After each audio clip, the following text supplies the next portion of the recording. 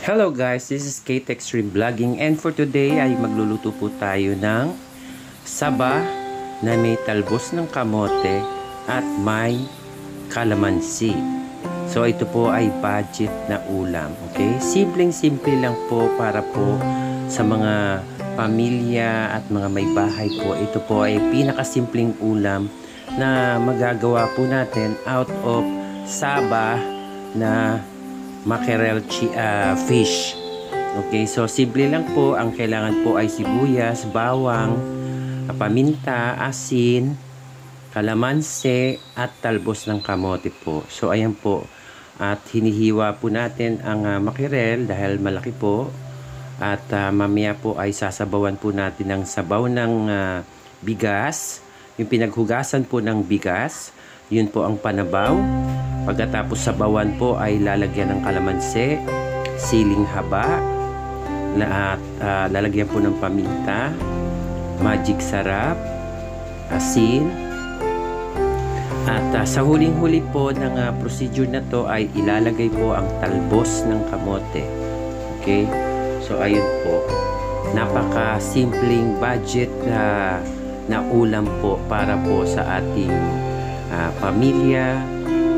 Kung kayo po ay medyo tinatamad po magluto, ito po yung pinakasimpleng lutuin po at ulam nyo po ito sa gabi.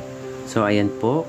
At ang ating chef po ay ang aking kapatid na si Mary Jane. Siya ang aking chef.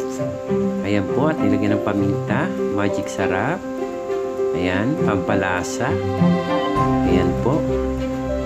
And after that, pakukuluin. After lagyan ng flavoring, lalagyan na po ng sabaw para po pakuluin. Then after po kumulo, lalagay po ang kalamansi at siling haba, at sa huli po ang talbos ng kamote. Ayan po. Para po sa mga lamesang Pilipino, napakasimpleng lutuin po. Ayan. So ayan po, madaling lutuin po ang lahat ng klaseng pagkain po mula po dyan sa glass na Pyrex.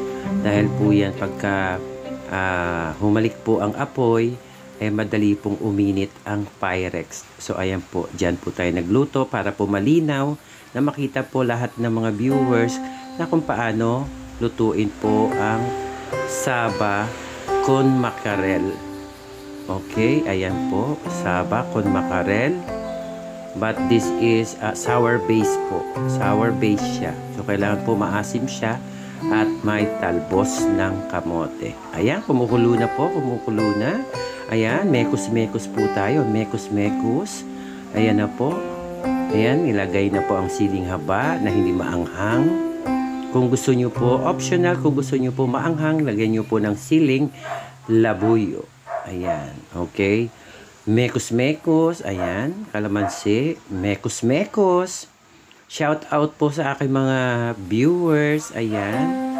Ayan po ang ating kalamansi na anliliit. Ayan, at napakaasim. Ayan.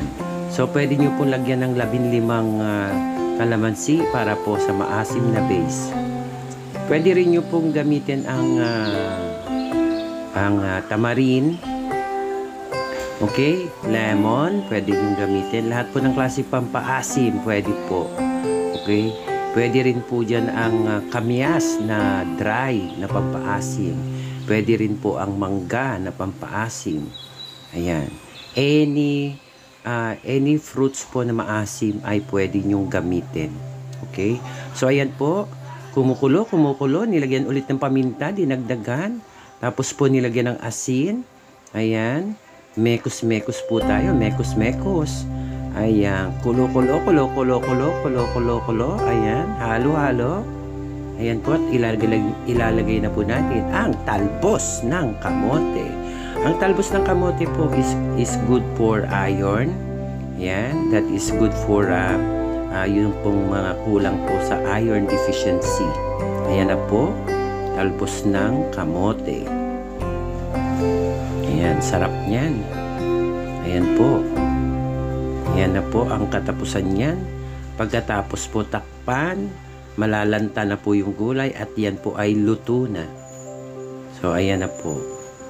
Maraming salamat po sa panunood and hopefully na nasundan nyo po ang ating pagluluto. Ayan na po ang finished product. What?